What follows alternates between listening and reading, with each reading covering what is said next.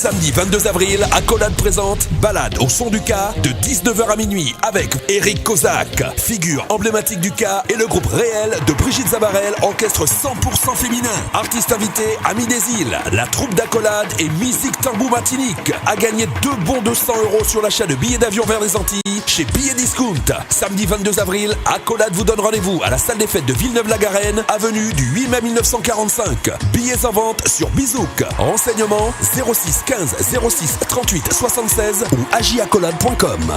Encore tout le monde rendez-vous à Villeneuve-la-Garenne le 22 avril. Dans toute la à voter comme maturité. Tout le monde là. Boudoum. Martinique Actualité.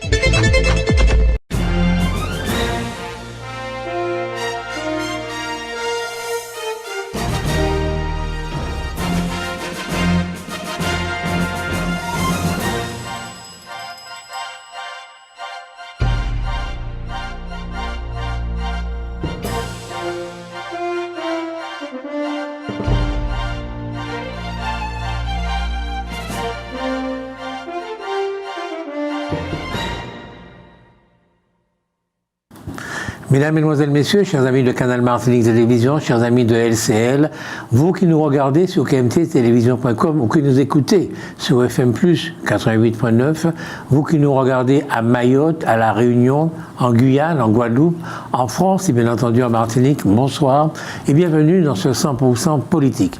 Nous avons le plaisir et l'honneur de recevoir aujourd'hui le président de l'Assemblée de Martinique, Monsieur Lucien Salibert. Monsieur Salibert, bonsoir. Comment allez-vous? Bonsoir, Monsieur Larouché. Bonsoir à tous les téléspectateurs de KMT du monde entier. Ça va pour l'instant, ça va bien, Monsieur Larouché. Heureux de vous revoir. Très bien, je sens que vous rajeunissez tous les jours. Chaque fois que je vous vois plus jeune. Vous êtes donc le président de l'Assemblée de Martinique. Vous êtes également conseiller municipal de la ville du... Mont-Nevers. Mont-Nevers, c'est où ça? C'est l'une des plus belles communes de l'île, perchée au pied du Piton, dit du Carbet, mais qui sont au Mont-Nevers. Donc nous disons Piton du Mont-Nevers. C'est une commune progressiste, encore une fois, qui a eu le premier maire des Dom-Tom, qui a été une dame, mademoiselle Luce Lemesse. Ça se passe entre 1949 et 1951. Et qui avait des idées d'ailleurs d'avant-garde. C'est ce qui lui a valu d'ailleurs de ne pas terminer son mandat, puisqu'elle voulait que la terre, par exemple, revienne à ceux qui la travaillent. Ah bon? Par exemple. Est-ce qu'il y a une seule commune qui s'appelle Mont-Nevers en Martinique? Ah oui. Il n'y a pas de... Il y a Mont-Nevers commune 97 226 et je ne veux pas surtout qu'on nous confonde avec un fameux quartier de Ducos qui s'appelle Mont-Nevers, mais qui n'a rien à voir avec notre commune et qui n'a rien... Enfin, même si je respecte les gens de Ducos, hein, mais en fait, ça n'a rien à voir avec notre commune, perchée au pied des Pitons, où tout le monde se rend le samedi pour pouvoir acheter de la marchandise et des produits agricoles sains. D'accord. Est-ce que vous allez faire partie du patrimoine mondial de l'UNESCO? Alors oui, c'est un vaste sujet. C'est un vaste sujet. Ils sont venus chez nous, effectivement, les représentants de l'UNESCO. Ils ont analysé, ils ont regardé, ils ont envoyé des drones, ils ont photographié la commune, ils nous ont demandé ce que nous pensions de cette histoire. Alors nous avons évidemment, dans un premier temps, nous avons émis un certain nombre de réserves. Parce qu'il n'était pas question pour nous que le fait d'être inscrit au patrimoine mondial de l'UNESCO transforme la commune, fasse que la commune soit mise sous cloche. Ça, surtout, on ne voulait pas de ça. Par contre, on nous a quand même annoncé que dans tous les exemples du monde qu'on a eu, lorsqu'un endroit, lorsqu'un pays, lorsque une région est devenue patrimoine mondial de l'UNESCO, bon, à partir de ce moment-là, on avait pratiquement 40% de plus du point de vue développement touristique. Et ça nous a intéressés. Ceci dit, ça nous a intéressés parce qu'en espérant effectivement que ça nous amènera du monde, mais le travail à ce moment ne fait que commencer parce que lorsque les gens viennent chez vous, il est question de savoir qu'est-ce que vous leur laissez, qu'est-ce que vous leur faites voir, qu'est-ce que vous leur donnez à manger, où est-ce que vous le logez. Donc c'est important de pouvoir bénéficier de ce titre de patrimoine mondial de l'UNESCO.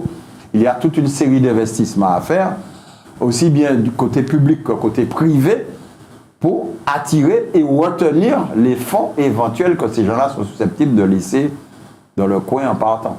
Donc il y a tout un travail que ça peut entraîner en commun entre l'édilité, entre aussi la collectivité, les autres collectivités, pour pouvoir retenir ces gens et puis faire en sorte que ça nous serve vraiment de take-off économique, enfin de développement économique sur le secteur touristique en particulier.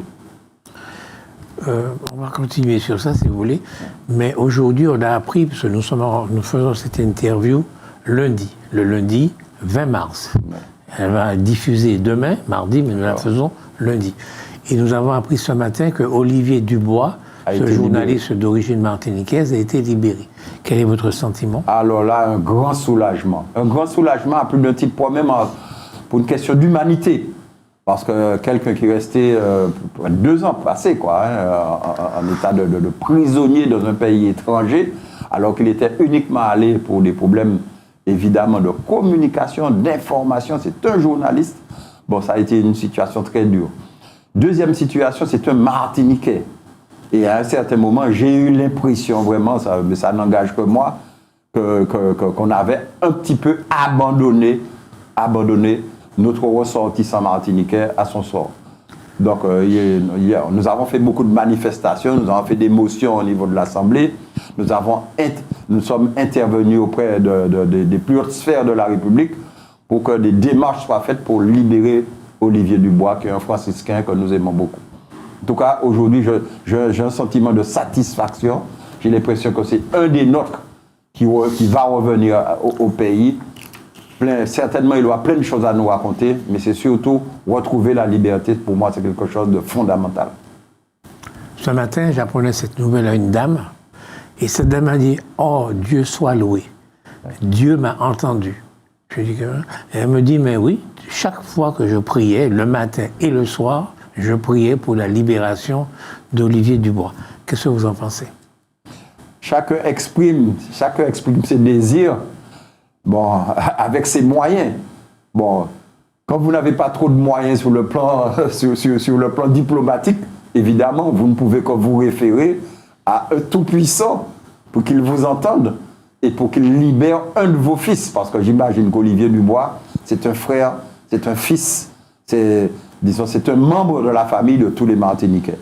Et j'imagine que cette dame qui savait qu'Olivier Dubois était un franciscain et un Martiniquais devait effectivement, parce qu'elle y pensait très très fort, devrait implorer le ciel pour qu'il soit libéré un de ces jours. Je crois que ça, c'est notre façon à nous de montrer notre attachement et notre désir de voir notre homme retrouver la liberté. C'est aussi le témoignage du fait que la Martinique est un pays où on a la foi. Est-ce que dans la fonction que vous avez, qui est une fonction importante, mais qui est une fonction éminemment laïque, est-ce que cette dimension disons, un peu irrationnelle qu'est la foi, est-ce que vous la ressentez dans votre façon d'être avec les gens? Est-ce que ça vous percevez ça? Nous sommes de toutes les façons, qu'on le veuille ou pas, à Martinique, nous sommes un peuple croyant. Qu'on le veuille ou pas, nous sommes un peuple croyant. Ça fait partie de notre culture. Nous avons été élevés dans la religion, telle qu'elle soit, adventiste, évangéliste, pentecôtiste, catholique. Nous avons été élevés dans la foi. Nous avons une éducation judéo-chrétienne aussi. Bon, donc forcément, ça nous marque toute notre vie. Ça nous marque toute notre vie. Et dans notre relation à l'autre, je crois que c'est important. Parce que, et ça me permet de dire qu'en fait, il n'y a pas à mon avis, il n'y a pas de gens méchants. Même les gens que vous retrouvez, qui sont les pires, je ne sais pas, les pires bandits que vous pouvez retrouver dans la rue, je suis sûr qu'ils ont une conscience. Alors, quelquefois, ils agissent comme ça. Bon, parce que le chemin qu'ils ont suivi les a emmenés là. Mais je pense qu'au fond de nous, en Martinique, tout un chacun, lorsqu'on parle, lorsqu'on discute avec l'autre, je pense qu'il y a quand même ce petit côté humaniste, ce petit côté chrétien, fils du Christ, qui apparaît d'une façon ou d'une autre. Nous sommes des gens qui aimons donner, nous sommes des gens qui aimons partager. Ce sont des choses qui ont tendance peut-être à disparaître, mais je pense que le fondamental est là. Et que lorsque vous discutez avec les gens, ils vous parlent souvent de religion, du bien et du mal, du choix que vous effectuez dans votre vie, des orientations que vous devez prendre. Je pense que dans l'éducation telle qu'elle est faite aujourd'hui, on retrouve encore et souvent cette éducation cette éducation, je ne vais pas dire catholique, cette éducation du christianisme, quoi. Vous pensez ça vraiment, que les jeunes mamans martiniquaises que vous voyez, que vous connaissez, est-ce qu'elles inculquent encore ces valeurs-là à leurs enfants, selon vous? Je le crois quand même. Je le crois, parce que malgré tout, les gens respectent un minimum de choses. Vous les voyez dans la rue, vous les voyez exploser au carnaval, vous les voyez, bon, un petit peu excentriques quelquefois, mais quand vous descendez au fond et quand vous discutez avec eux, il y a toujours cet espoir que demain sera meilleur et que cet espoir qu'il y a quelqu'un au-dessus de nous qui va jouer un petit peu la justice divine, quoi. Donc, on le sent quand même. On le sent. Alors, je vais vous donner l'occasion d'abandonner la langue de bois. Est-ce que l'éducation que vous avez reçue, oui, est-ce que vous pensez que les jeunes Martiniquais aujourd'hui, de 10, 11, 12 ans, 13 ans, est-ce qu'ils reçoivent cette même éducation? Non, c'est évident. C'est évident, parce qu'on n'insiste pas autant.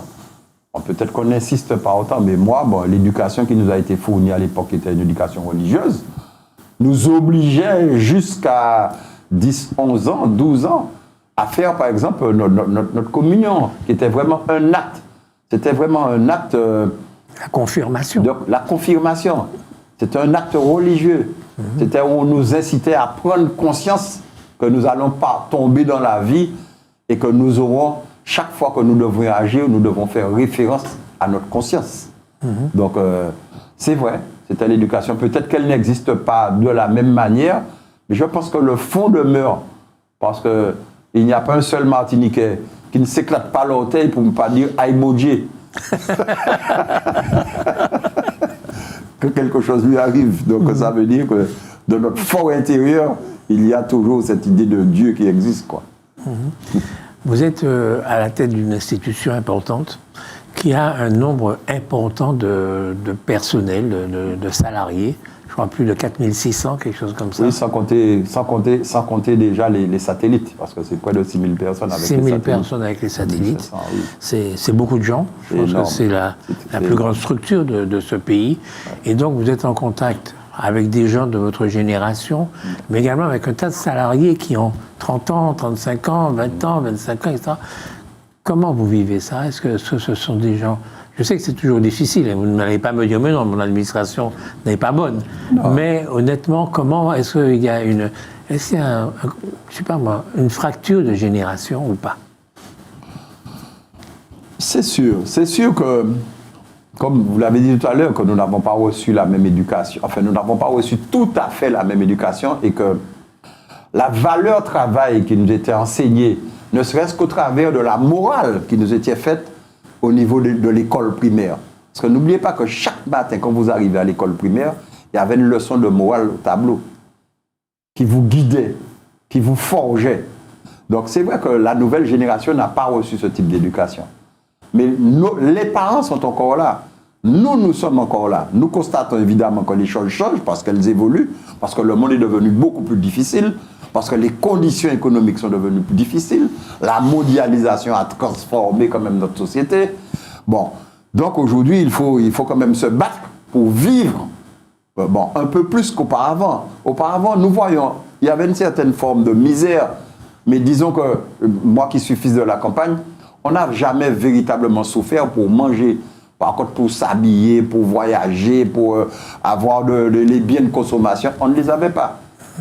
Aujourd'hui, c'est une course à la consommation parce que le marketing qui est fait, parce que les images et la communication qui est faite aujourd'hui, elle est basée sur autre chose que sur la morale. Elle est basée sur le fait d'avoir le maximum de bien-être matériel et évidemment la partie spirituelle a intérêt petit à petit, elle se désagrège au profit de la partie consommation, de la partie matérielle. Donc c'est vrai, aujourd'hui quand vous allez, vous regardez à Fort-de-France, vous regardez les capitales, il n'y a qu'un appel à la consommation qui existe. D'accord. Nous sommes un pays de 1100 km², et nous sommes un petit pays. Et vous êtes d'accord pour qu'une partie de ce pays-là, nous en soyons dessaisis au bénéfice de l'UNESCO, c'est-à-dire une institution sur laquelle nous n'avons aucune puissance, aucune force aucun moyen d'agir.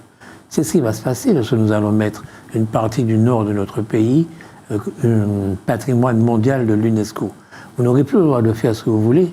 Ce n'est pas vous, l'Assemblée, et puis le maire qui a décidé, c'est l'UNESCO, quoi. Est-ce que ça ne vous paraît pas un petit peu particulier? Il y a forcément le pour et le contre. Alors, c'est vrai que quelquefois, lorsque nous devenons patrimoine mondial de l'UNESCO, il y a toute une série de règles que nous devons respecter pour pouvoir obéir aux contraintes de l'UNESCO. C'est vrai. Je me rends compte, concernant nos pitons, je me rends compte de la relation que nous pouvons avoir avec ceux qui utilisent la forêt, ceux qui utilisent les pitons, les agriculteurs, ceux qui font de l'agroforesterie, qui plantent de la vanille, qui plantent du cacao, les chasseurs. Nous avons un certain nombre de contraintes avec des gens. Donc ça peut bousculer en quelque part notre culture, c'est vrai.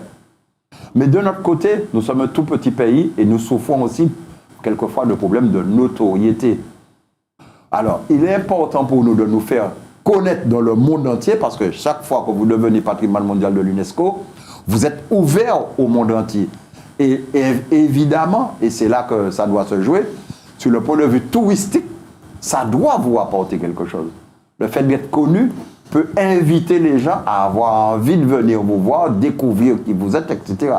Donc ça aussi, il va falloir saisir les occasions qui nous sont données par le fait d'être reconnus dans le patrimoine mondial de l'UNESCO. C'est important quand même pour nous, parce que rester enfermé chez nous, être méconnu du reste du monde, n'est peut-être pas toujours une source de développement, surtout en matière touristique. D'accord. Le docteur Maurice Montezum plaide depuis longtemps pour l'installation dans cette partie de la Martinique de zones thermales, où on pourrait faire des cures thermales, parce qu'il y a là de l'eau chaude, etc. On pourrait en faire une véritable industrie et attirer les touristes par ce moyen-là. Le tourisme thermal, en quelque sorte. Oui, bon, c'est une proposition. C'est une proposition, effectivement. Tout ce qui peut contribuer au développement touristique, tout ce qui peut contribuer au développement économique, tout ce qui peut contribuer Mais ma question est la suivante. À la mise en valeur de notre... Vous avez un choix à faire. Oui. Patrimoine mondial de l'UNESCO, dans l'espoir que ça fera venir les touristes. Ouais. Ou bien mettre en place là des cures thermales et puis faire une industrie, faire venir des Français, faire des gens qui sont un peu malades, quoi, ou qui ont envie de cure, de venir là. Quelle forme de tourisme? Non, mais je le voulais, l'un n'est pas indissociable de l'autre, je vous le disais tout à l'heure.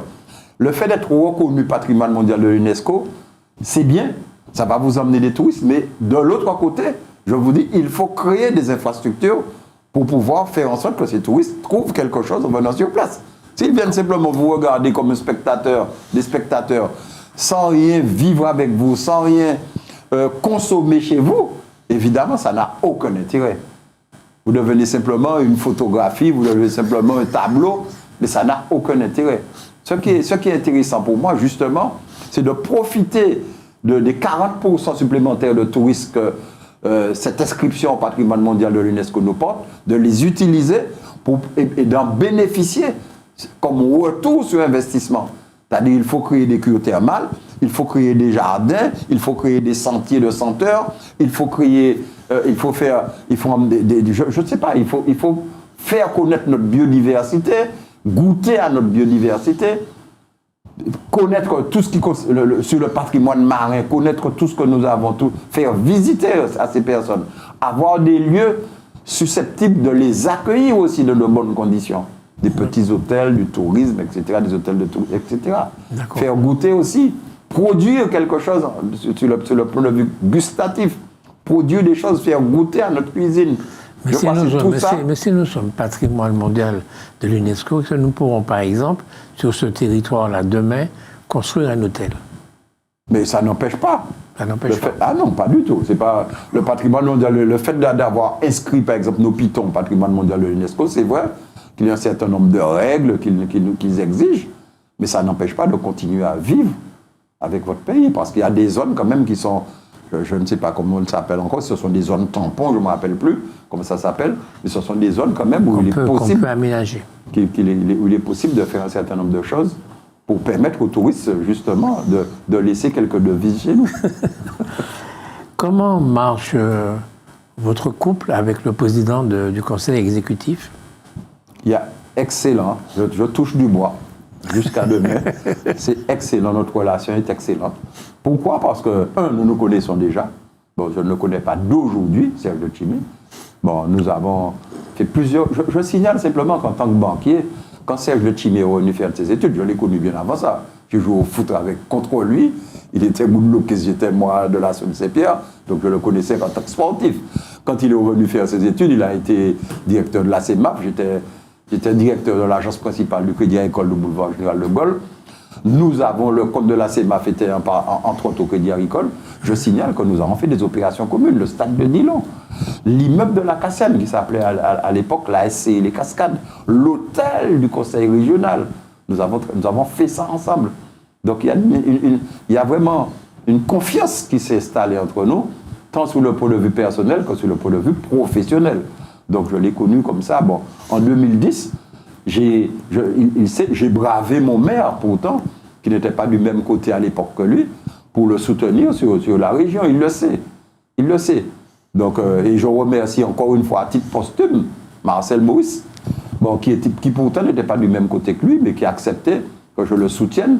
Et je dis toujours que ça a été un grand homme, parce qu'en termes de démocratie, il a su respecter mon point de vue et même à continuer à travailler avec moi et à me faire confiance. Donc Serge, je le connais depuis très longtemps. En plus, nous avons un programme formé de 208 mesures. Nous nous sommes mis d'accord sur ce programme. Nous avons, pendant notre campagne, défendu point par point les 208 points de ce programme. Donc aujourd'hui, il n'y a pas de raison que nous ne puissions pas être d'accord pour mettre en place ce que nous avons défendu et ce que nous avons créé ensemble, entre guillemets, avec tous les membres de l'Alliance. Parce que lorsque nous nous sommes mis sur l'Alliance, nous ne sommes pas mis d'accord sur des partis politiques, nous sommes mis d'accord sur un programme en premier lieu. Et aujourd'hui, nous déroulons notre programme, il n'y a pas de raison. Évidemment, de temps en temps, on peut avoir quelques différences ou quelques divergences de point de vue sur la façon de mettre en place un programme. Ça arrive. Combien de temps qu'il faut, quelle durée, quel montant, où est-ce qu'il faut le placer, ça arrive. On peut avoir quelques, mais qui sont minimes. Nous avons une chose qui nous rassemble, c'est notre programme, et c'est le déroulement de notre programme, plus un certain nombre de points de vue concernant le développement, j'allais dire, la nouvelle relation que nous devons établir, département d'outre-mer en général, puisque vous avez entendu parler de l'appel de Fort-de-France, de notre relation entre ces départements d'outre-mer, dits d'outre-mer, avec Paris, avec le gouvernement français. Donc, sur ça aussi, nous sommes d'accord. Nous savons, et ça me paraît d'une telle évidence. Nous savons tous aujourd'hui que nous ne pouvons pas continuer à fonctionner avec l'État français comme nous le faisons aujourd'hui. Même le président de la République, dans son discours du 5 septembre à Mayenne, il l'a dit. Il a reconnu que nous avions une décentralisation qui était tronquée, sans moyens financiers, sans pouvoir normatif. Ce n'est pas moi qui le dis, c'est lui. Donc il va aujourd'hui dans la droite file de ce que nous voulons pour notre pays. Et beaucoup de gens critiquent en disant oui, que bon, certains vous parlez d'indépendance. Ce n'est pas vrai.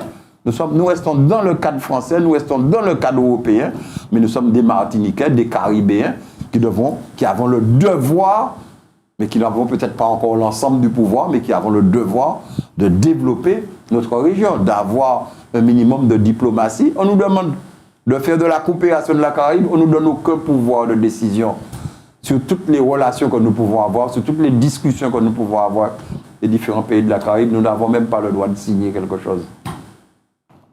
Ça vous paraît quand même choquant, quelle que soit l'idée politique que vous défendez.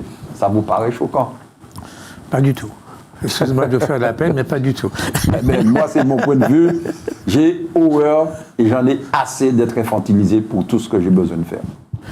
Vous avez dit, beaucoup de gens critiquent ce désir que vous semblez avoir d'autonomie, entre guillemets, disons, hein, d'autonomie. Pourquoi vous dites ça? Beaucoup de gens critiquent. Vous avez perçu qu'il y a beaucoup de Martiniquais qui ne sont pas d'accord avec ça? Pardon? Non, mais c'est surtout parce que je lis, je regarde quelquefois les réseaux et puis je vois bon, je vois les décisions rapides, les conclusions rapides d'un certain nombre de gens, bon, même si je n'y tiens pas compte. Mais est-ce que vous avez l'impression qu'aujourd'hui, un grand nombre de Martiniquais est plutôt d'accord avec vous Mais cette méthode ils sont forcément d'accord avec nous dans la mesure où ils subissent. Ils voient bien qu'ils subissent un certain nombre de choses. Quand vous entendez hier, pas plus tard qu'hier, vous entendez parler des pêcheurs qui vous disent que, et ça c'était avant sur Ansdalé, sur Sainte-Anne, sur Marin, maintenant ça se développe sur Carbet, sur Saint-Pierre. Quand vous entendez les pêcheurs vous disent, mais attendez, il y a un problème, qu'est-ce qu'ils gèrent? Nous avons une mer, nous ne pouvons pas faire notre coup de Seine, nous ne pouvons pas nous baigner, parce que, bon, vous avez des plaisanciers qui ont envahi, et puis qui sont de plus en plus nombreux, qui ont envahi, qui déversent leurs eaux grises. Il faut que ça se règle. Mais nous, c'est un projet sur lequel nous travaillons depuis très longtemps. J'ai moi-même convoqué à Madiana une réunion avec l'ensemble des services. Il y a les services de l'État, donc en particulier la direction de la mer, l'ensemble des maires, et puis des élus locaux pour leur dire il faut que ça, nous trouvions une solution pour ça. Les zones de mouillage organisées, il faut absolument qu'on en parle depuis très longtemps. Hier, vous avez entendu ça là, les pêcheurs rouspétés, ils sont sur le même, ils sont sur les mêmes observations que nous. Aujourd'hui, nous savons qu'il faut qu'il y ait une zone, effectivement, pour que les plaisanciers se mettent avec un certain nombre de services. Il faut leur donner un minimum de services. Mais il est aussi clair que, les baigneurs doivent pouvoir se baigner dans des coins sans avoir des eaux grises qui leur arrivent au visage. Enfin, vous savez, les eaux grises, c'est tout ce qui est rejeté par les bateaux quand ils sont mouillés, quoi. Quand ils sont mouillés au large, enfin au large, tout près des côtes. Les problèmes des eaux grises, les problèmes de salubrité de l'eau de mer. Bon, ça c'est un problème pour les baigneurs. Pour les pêcheurs du coin, ils ne peuvent pas tirer leur seine parce qu'il faut qu'ils faufilent, ils sont obligés de demander l'autorisation au bateau de se déplacer pour faire un coup de filet. Bon, ça n'est pas normal. Et puis de l'autre côté, les plaisanciers, quand ils arrivent, ils descendent avec leur petit canot, leur petit dinghy, ils déposent leurs ordures, c'est vrai, ils prennent de l'eau, ils repartent, ils ne payent pas un centime. Ça n'est pas normal. Ça n'est pas normal. Donc vous avez tous les inconvénients et vous n'avez aucune rentrée d'argent là-dessus. Or, on vous demande aujourd'hui de plus en plus de rechercher de nouvelles sources, pas de financement, mais de ressources, d'entrée d'argent pour pouvoir équilibrer vos comptes. Parce que dans la situation où nous sommes, bon, vous savez très bien que le président de la République l'a dit, 1 euro c'est 1 euro, et que la tendance c'est plutôt à freiner, à diminuer les dotations. Donc, il y a un déséquilibre qui va de toute façon qui va s'opérer entre les recettes et les dépenses des collectivités. Donc, il faut trouver de nouvelles sources d'entrée d'argent, quoi. Donc, aujourd'hui, ça fait partie, ça doit faire partie. Est-ce que le transport fonctionne bien en Martinique? Le transport public? C'est vrai que c'est très décrié. C'est vrai qu'il y a des efforts à faire. Mais monsieur Larouché, mais je vous ai... entre la TUMA ou la JET que vous avez connue et le TSCP, vous n'allez pas me dire qu'il n'y a pas eu quand même un progrès. Vous n'allez pas me dire qu'il n'y a pas un progrès. Donc c'est vrai que les choses avancent petit à petit. Nous avons fait des choix en Martinique. Nous avons quand même un TSCP qui fonctionne, sauf que au moins le mouvement de grève, bon, il est bloqué. Bon, il y a des choses à régler. Il y a des choses à régler, mais quand même, faites un petit regard juste derrière et puis imaginez-vous ce qui existait il y a une dizaine d'années. On ne peut pas dire que nous n'ayons pas évolué sur le transport. Maintenant, il y a des problèmes qui sont réels, il y a des problèmes d'organisation, il y a des problèmes qu'il faut que nous puissions régler ensemble. Mais aussi, bon, chacun doit mettre un petit peu d'eau dans son vin aussi. Je trouve, personnellement, c'est mon point de vue, qu'on utilise trop rapidement le droit de retrait pour les chauffeurs à la moindre difficulté. J'imagine, je me dis que si c'est peut-être qu'ils étaient sur leur côte, peut-être qu'ils n'agiraient pas comme ça. D'accord. Donc, en tout cas, des progrès par rapport à la TUMA. Oui, par rapport à la JET. J'ai envie de dire heureusement, quand même. Mais un système qui ne fonctionne pas bien en tout état de cause. Qui mérite, on ne dit pas qu'il fonctionne, mais qui mérite quand même un certain nombre d'aménagements, c'est vrai. C'est vrai, il y a les problèmes d'horaire, les problèmes de régularité, les problèmes... Bon, mais il faut tout ça aussi, que nous acceptions aussi peut-être de payer sur la CACEM, de payer un peu plus souvent aussi les moyens de transport. En tout cas, sauf si on décide de mettre les transports gratuits, mais à ce moment, l'argent des transports, il va falloir le prendre ailleurs. Parce qu'un budget, c'est un budget. Les gens oublient qu'un budget, on ne crée pas d'argent. Un budget, c'est un budget. Ce que vous allez dépenser pour les transports, si vous mettez les transports gratuits, les frais de déplacement, les frais de salariaux, les frais d'entretien, bon, il va falloir le prendre sur un autre budget. Peut-être le budget des routes, peut-être le budget, peut-être pas l'action sociale, mais il y aura d'autres. De toute façon, vous allez être obligé de faire des choix. La vie, c'est des choix. Donc, faut le savoir. En tout cas, c'est un secteur qui dépend de nous. Mais je pense qu'il y a quand même beaucoup de choses qui ont été faites depuis. C'est un secteur qui dépend de nous. Et puis, qu'il nous reste à faire encore. Il faut pas faire évoluer. Oui, un secteur qui dépend de nous. Absolument. Bon, et on voit comment il fonctionne. Non, mais il ne faut pas dire... Non, mais attends, je dis rien. Écoutez. On voit comment il fonctionne. Ça. On voit bien comment il fonctionne, je veux dire. Ouais. Pour trouver il y a des choses à aménager, mais il y a quand même des choses qui marchent. Ben oui, donc on voit comment il fonctionne. Absolument. Est-ce que l'eau dépend de nous? D'une certaine façon. Mais si demain matin, nous voulons par exemple créer une autorité unique, vous savez qu'on se bat pour ça, il va falloir créer une AOT, on aura forcément une habilitation à demander. En tout cas, pour l'instant, c'est quand même nous qui gérons l'eau d'une façon. Absolument, mais ce sont les trois EPCI, puisque c'est une compétence qui appartient aux communautés d'agglomération. Okay, donc c'est nous. Sur lequel nous, en tant que CTM, nous intervenons. Parce que vous avez bien vu que pour ne pas laisser la population en manque d'eau, les efforts que la CTM a fait depuis 2 ans pour pouvoir faire en sorte que les problèmes d'eau dans le Nord soient réglés. Et on continue. On continue de choses qui étaient bloquées depuis un certain nombre d'années. Vous avez vu qu'on les a débloquées. Les travaux ont été faits sur le Lorrain, les travaux ont été faits sur Trinité, les travaux ont été faits sur Sainte-Marie. Et on continue. Et on continue. Bon, il y a encore d'autres choses à faire. Notre objectif à nous, c'est de faire diminuer le prix de l'eau. Évidemment, notre objectif à nous, c'est d'avoir une autorité unique qui gère l'eau en Martinique. Donc, ce sont les 2 objectifs. Autorité unique d'un côté, et de l'autre côté, faire en sorte que le prix de l'eau puisse diminuer pour la population. Et que l'ensemble de la Martinique puisse être, évidemment, toujours alimenté en eau potable. Ça, c'est un objectif clair pour nous. Alors, c'est sûr que ça ne se fait pas du jour au lendemain. C'est sûr que chacun, il va falloir qu'on se mette. Pourtant, ça avance, parce que vous avez dû voir que la CTM a déjà réuni les 3 EPCI pour discuter aujourd'hui. C'est déjà une chose que les hommes acceptent de discuter, de partager. Et puis, elle a même orientation parce que c'est une nécessité aujourd'hui. Il y a un proverbe qui dit « l'eau, c'est la vie ». Vous êtes d'accord avec ça? Absolument. Donc l'eau, c'est extrêmement important. Absolument. D'accord.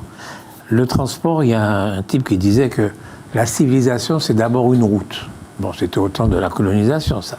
Mais aujourd'hui, on peut dire que le transport public, c'est fondamental dans un pays. Donc, nous avons quand même 2 secteurs absolument fondamentaux, l'eau et le transport, qui sont de notre compétence. C'est vrai qu'il y a des choses qui ont été faites dans ces 2 secteurs, mais on ne peut pas dire que ça a été bien géré. Lorsqu'on voit les conflits, les problèmes qu'il y a eu pour le transport en Martinique, moi, je m'excuse de dire ça, mais j'en ai souffert. Parce que j'étais dans ma voiture, je passe l'avenue Maurice Bishop, et je vois tous ces braves gens qui n'ont pas d'autobus, qui attendent des heures.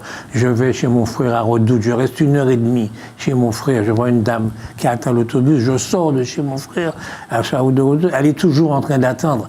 Excusez-moi de vous dire ça, je le dis avec colère, c'est un scandale. Le transport public, c'est un scandale. Et donc, c'est nous qui en sommes responsables. Alors, est-ce que on peut dire, mais quand même, on est responsable de ça, on n'a peut-être pas si bien réussi que ça. Alors, est-ce que nous serons capables de réussir comme nous le souhaitons? C'est-à-dire de demander au gouvernement, donnez-nous de l'argent, on s'en occupe. Si on n'a pas déjà prouvé qu'on est capable de s'en occuper. Non, je pense que vous avez une image très pessimiste.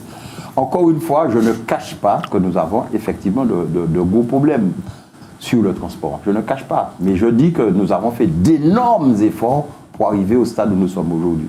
Il y a plein de choses à faire encore. C'est sur la régularité, sur la fréquence, sur le paiement. Vous parlez que du TCSP. Non, moi, je parle du transport public en Martinique. Oui, le transport. Les gens souffrent. Mais aujourd'hui, malgré tout, M. Larouché, aujourd'hui, il y avait effectivement le secteur nord où il n'y avait pas de transport. Martinique Transport est dans le secteur nord maintenant. Aujourd'hui, je suis moi-même de la commune du Mont-Nevers. Bon, le transport arrive quand même au Mont-Nevers. C'est important. Alors, c'est vrai qu'il ne va pas dans tous les petits quartiers. Et on se bat pour faire en sorte que les gens des quartiers qui sont en plus des personnes âgées soient mieux desservis qu'elles ne le sont aujourd'hui. Ça, c'est évident. Mais Paris ne s'est pas fait en un seul jour. Alors, comment faire? Où faire le Martinique Transport? Faire des tournées dans les quartiers? Ou organiser à l'intérieur de la commune aussi un ramassage pour ramener les gens sous les points de collecte de Martinique Transport? On est en train d'y réfléchir. Mais il faut continuer à améliorer le transport. Lorsque un jeune veut sortir du Mont-Nevers aujourd'hui, de Saint-Pierre, pour aller faire une formation sur le marin, une formation maritime, au lycée maritime par exemple, bon, il faut effectivement améliorer et faire en sorte qu'il y ait peut-être qu'un seul ticket qui lui serve pour la journée ou pas. Il y a des efforts à faire. Mais on ne peut pas dire qu'aujourd'hui que la Martinique ne soit pas quand même bien desservie. On a eu l'exemple du Sud, où ça a marché pendant un certain temps très bien. On a l'exemple de la Cassène qui continue à faire ses progrès. Et on a l'exemple du Nord, où maintenant Martinique Transport arrive à faire le tour, même si ça n'est pas parfait. Donc il y aura encore des améliorations à apporter. Et nous nous battons pour ça. Je sais qu'il faut que dans les campagnes, il faut qu'il y ait des tournées qui soient faites. Dans les campagnes, je sais que c'est important. Beaucoup de jeunes, de grandes personnes, m'interpellent pour me dire, bon, pour descendre chercher le transport au bourg, c'est difficile. Je le sais, je suis avec elles, ces grandes personnes toute la journée, je le sais. Donc, il va falloir améliorer le transport. Mais il va falloir aussi que chacun prenne un petit peu plus ses responsabilités, que le moindre problème ne soit pas sujet à une grève. Nous sommes quand même un pays où c'est un record quand même en matière de grève. Il faut qu'on puisse arriver à discuter, à avoir un meilleur consensus, à se parler, à chacun à faire un pas aussi. Il n'est pas question que parce qu'il y a sur 6 bus, 3 sont bloqués, les 3 autres ne travaillent pas. Donc il y a des efforts à faire de part et d'autre, M. Larouché. C'est bien ce que je vous dis. Ouais. Est-ce que nous sommes en mesure aujourd'hui, très honnêtement, de dire au gouvernement français, donnez-nous de l'argent, fermez les yeux, nous allons diriger comme il faut. Est-ce que le gouvernement français, sachant ce que nous sommes en train de dire là, est-ce qu'il peut nous faire confiance? Mais le problème est identique en métropole, M. Larouché, en France métropolitaine. Le problème est identique. Lorsque vous fermez pour des raisons de rentabilité, vous fermez des petites gares un peu partout et que vous obligez les gens à sortir de leur campagne et prendre leur voiture pour aller dans la ville principale pour prendre les transports, le problème est identique. Ne le croyez pas, c'est un problème global de la France où il faut faire aujourd'hui des économies, où il faut recentraliser, où il faut créer des villes nouvelles, où il faut créer de nouveaux réseaux, où il faut éviter de passer dans toutes les petites villes de campagne parce que ça n'est plus rentable. Ça coûte cher. Donc ça coûte cher. Donc aujourd'hui, le problème que nous connaissons ici, il est à une autre échelle, mais il existe en France métropolitaine. Ça n'est pas un problème lié seulement à la Martinique. Par contre, c'est important pour nous de faire en sorte que le TCSP continue, aille par exemple jusqu'à l'université, qu'il aille jusqu'au Robert, qu'il aille jusqu'à 7+, où il vient s'aller au 7+. C'est important aujourd'hui parce que les gens ont besoin que ce transport en commun sillonne notre petit territoire. C'est important. Donc nous avons besoin de fonds, nous avons besoin de fonds pour pouvoir faire ces développements routiers. Et ce que nous demandons ici, je sors d'une réunion des régions de France. Eh bien c'est pareil, ils ont 2 milliards qu'ils doivent utiliser pour la mobilité. Mais dans ces 2 milliards, les départements d'outre-mer, qu'est-ce qu'ils vont émarger là-dedans? On n'en sait rien. Mais on parle déjà d'une liaison Lyon-Turin. On parle de grands tracés pour permettre à tout le monde de bénéficier du transport. Nous savons tous que le transport est nécessaire au développement. Mais nous savons tous aussi que le transport coûte extrêmement cher et qu'il n'est pas rentable, entre guillemets, financièrement. Mais vous ne savez pas à côté quels sont les éléments qu'il faudrait faire rentrer dans le transport si vous voulez vraiment prouver sa rentabilité. Sa rentabilité n'est pas seulement financière, elle est humaine, elle est environnementale. Donc, quelqu'un qui arrive tous les jours à l'heure à son boulot, c'est quand même très important en termes de productivité. Quelqu'un qui arrive, qui prend son transport de chez lui pour arriver à son travail sans problème, psychologiquement est mieux préparé pour réussir sa journée. Donc vous ne savez pas Si on parlait du transport vraiment, à proprement parler, financièrement, le transport n'est pas rentable. Qu'un transport de Paris n'est rentable. Mais quand vous ajoutez tous les éléments que vous pouvez faire rentrer dans le transport pour justifier de sa nécessité, là, peut-être que la productivité changerait. C'est marrant de vous voir accoler le mot rentabilité au transport public, alors que le transport public est par définition un service public qui ne peut pas chercher sa rentabilité. Ben oui, comme mais tous les services publics. Quand vous dépensez, quel que soit ce que vous dépensez, que vous avez les bourses, vous avez une bourse, vous avez un budget à gérer, quel que soit ce que vous faites, il faut quand même chercher un équilibre. Vous ne pouvez pas vous contenter simplement de dépenser sans rentrer. C'est pas possible. Oui, c'est pas on possible. ne recherche pas la rentabilité dans le service On ne cherche public. pas de la... Mais oui, mais la rentabilité, c'est quand même important. Quand vous faites un investissement, il n'y a aucun investissement dans le système où nous vivons là qui n'attendent pas un retour sur investissement. Vous dites ça. Alors, le retour n'est peut-être pas financier, je vous l'ai dit. Le retour est environnemental, le retour est économique, le retour est psychologique, tout ce que vous voulez. Mais les transports, vus de façon intrinsèque, bon, ça demande beaucoup de dépenses. Oui. Et peu de rentrées. Oui, voilà, c'est ça l'équation. On voit bien que vous êtes un ancien banquier. Donc, vous êtes pour la rentabilité, pour que ça rapporte. Forcément, mais il faut quand même, il faut un minimum. Nous ne sommes pas dans un système collectiviste. Il faut quand même, disons, c'est vrai, il faut que les gens payent un peu leur transport, ça, oui. Ça c'est clair. Laissez-moi vous dire, on n'entend plus parler du Congrès, il existe toujours? Ah, monsieur Larouche, il ne faut pas dire ça, il ne faut surtout pas dire ça. Parce que nous allons rentrer dans la troisième phase, qui est la phase la plus importante. La plus importante. L'une des phases les plus importantes. Je ne vais pas dire la plus, mais l'une des phases les plus importantes. Que je rappelle simplement à nos téléspectateurs que le Congrès est né d'une situation, qui était celle de novembre-décembre 2021, où il fallait absolument que nous puissions rentrer en contact avec notre population, qui s'était séparée complètement de nous, avec les barricades, avec tout ce qu'on a connu, les tirs, les émeutes, etc. Il fallait absolument qu'on rediscute avec notre population. Donc 3 phases ont été, nous l'avons fait en 3 phases. La première phase a été une phase, grosso modo, de diagnostic, où on a fait des auditions de toutes les couches de la population, de toutes les couches socio-économiques de notre population. On a envoyé des jeunes sur le terrain, on a mis une plateforme pour que les férus numériques puissent nous donner leur point de vue. On a fait des réunions de secteur pour écouter, battre le cœur de notre population. Nous l'avons fait. De ça, c'est sorti toute une série de décisions, de prises en compte, que nous avons appelées les préconisations. Donc, dans ces préconisations, il y a ce que nous pouvons faire de nous-mêmes, qu'il fallait qu'on corrige nous-mêmes, qui n'allait pas très bien. Mais aussi, il y a toute une série de choses qui nous ont été demandées, qui ne dépendaient pas de nous. Et ces choses-là, elles sont en train d'être notées. Donc nous avons fait la première phase diagnostic, la deuxième phase préconisation. Et maintenant, nous sommes en train d'analyser l'une des phases les plus importantes qui s'appelle la phase résolution.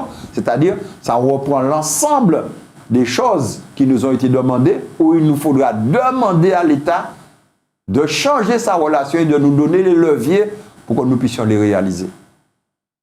Et là, nous sommes en pleine étude avec des fiscalistes, des privatistes, des publicistes, enfin, des gens bien formés qui vont rédiger ces demandes pour nous auprès du gouvernement pour nous permettre d'avoir les leviers, comme le président de la République l'a dit, d'avoir les leviers pour pouvoir changer un minimum de choses chez nous.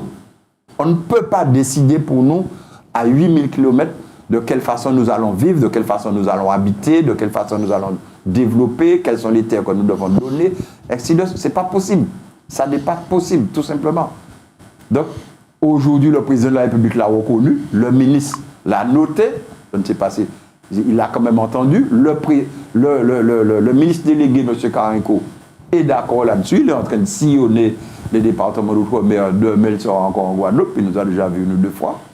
Nous avons un nouveau préfet qui ne parle que de co-construction, et je trouve ça très très bien. Je ne ferai pas à votre place, et c'est très bien de le dire. Nous allons régler ensemble un certain nombre de choses. La sécurité, vous avez dû voir, quand nous étions de tout faire, créer les comités de sécurité dans les communes, un nouveau préfet nous a été envoyé. Bon, on est en train de faire le point de son travail tous les 3 ou 4 derniers mois. Des relations avec la Caraïbe, avec cette Lucie en particulier, sur tout ce qui concerne la maîtrise de la sécurité.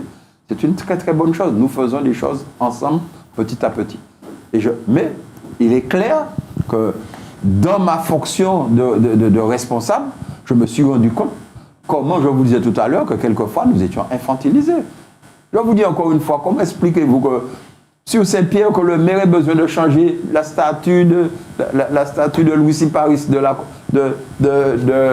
la mairie à son musée, il faut qu'il fasse une note pour demander l'autorisation pour mettre ça là. Il faut qu'il fasse une note à la DAC.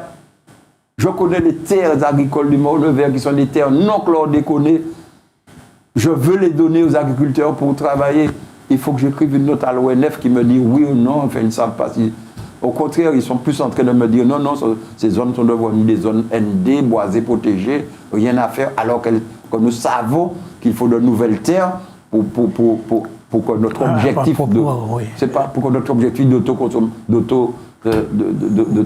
d'autoconsommation soit... D'autosuffisance alimentaire. À peine. Laissez-moi vous dire, comment expliquez-vous que nous serions une des régions de France, sinon la région de France, où il y a le plus de centenaires, tout en étant complètement chlordéconés? C'est bizarre, ça, hein? Non, faut pas le dire. Il faut savoir que les centenaires aujourd'hui remonter, vous savez que... Mais on remonte au temps où il y avait vraiment le chlordécone. Non, le chlordécone date des années 90 chez nous, d'ailleurs. 76, ça a été interdit en France, des années 90. Mais les gens qui sont là, c'est quand même des gens qui ont vécu autrement que nous. Vous avez beau dire ce que vous voulez. Je dis rien, je dis rien. Non, je suis de la campagne. Je peux vous dire que mon alimentation d'aujourd'hui, ce n'était pas l'alimentation de en tout cas, c'était pas une alimentation chlordéconée, alors. Ah non, c'était une alimentation beaucoup plus saine. Donc, alors, beaucoup plus saine. C'est pas vrai. Beaucoup plus saine. Oui, justement. Qu'est-ce qui a utilisé le chlordécone? Les cultures d'exportation. Et c'est aujourd'hui que nous en payons les conséquences. Mais tout ce qui était l'agroécologie, c'est-à-dire que le fait que les gens de la campagne qui avaient leur petit lopin de terre vivaient, ils produisaient eux-mêmes leurs bananes, leurs ignames, leurs chouchines. Alors les seules terres chlordéconées, c'est la banane alors?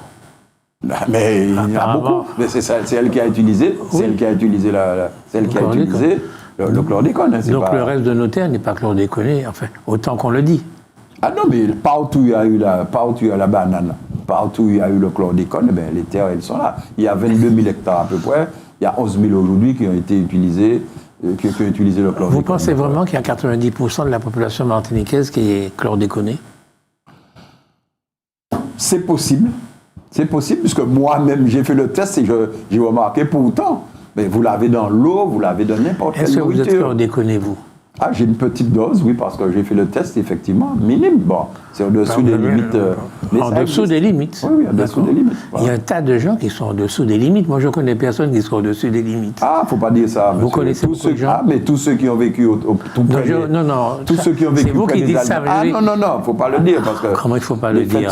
Les fêtes sont là. Quelles fêtes? Les fêtes sont là. La preuve qu'un certain nombre de gens, quand même, souffrent. À la campagne, ont souffert et souffrent jusqu'ici des retombées du chlordécone. Il ne faut pas dire ça.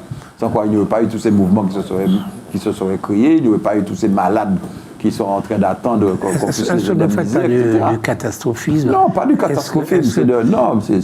Mais non, mais on n'a pas... Les Martiniquais ne sont pas allés se faire tester. On ne peut pas aller du chlordécone. Ils ne sont pas testés. Et ceux qui sont testés, on ne trouve pas de chlordécone autant que ça. Qu'est-ce qui vous dit ça? Moi, je vous dis ça. C'est que les chiffres qu'on a, c'est que, sur 10 personnes, il y a une personne qui a le chlordécone. Ah non, monsieur Larouche, c'est plus que ça. C'est plus que ça. Alors, quand vous puissiez me dire qu'il y a une masse de gens, peut-être où la limite, où les limites sont... Oui, je parle de la limite. Il y a quand même toute la masse des gens qui ont vécu sous les bananes. Qui ont vécu, c'est comme la banane a été l'un des premiers employeurs, monsieur Larouché, de la Martinique. Donc tous les gens qui ont vécu tout près et puis qui ont ramené ça dans leur famille, les nourritures, etc. Eh bien, forcément ils le sont. Oui, forcément ils le sont. Mais pourquoi ils ne se font pas tester? Et puis une fois pour toutes, on sait que dans la population martiniquaise, il y a tant de pourcentage de gens qui sont chlordéconés. Et puis, c'est gratuit. Et puis, monsieur Larouché, Oui. c'est maintenant que ça a été. Ça fait combien de temps qu'on dit Ça aux fait gens, au moins un an qu'on dit aux gens. Vous me parlez d'un an sur 100 ans. Mais non, mais Un an. Ça fait un an qu'on leur dit, nous allons prendre la charge, nous allons faire ci, nous allons faire ça. Un an, monsieur Larouché. Mais vous auriez dû être en train de leur dire de le faire, là. Mais il faut que les gens le fassent. Mais voilà, il faut que les gens le fassent. Il faut que les gens Et puis le fassent. après, on pourra parler. Mais n'empêche que pour l'instant, ce qu'on constate, c'est qu'il y a quand même pas mal de malades. Il y a quand même, alors vous voulez dire qu'il y a, enfin, vous voulez remettre en cause la liaison qu'il peut y avoir entre un certain nombre de maladies, de cancers.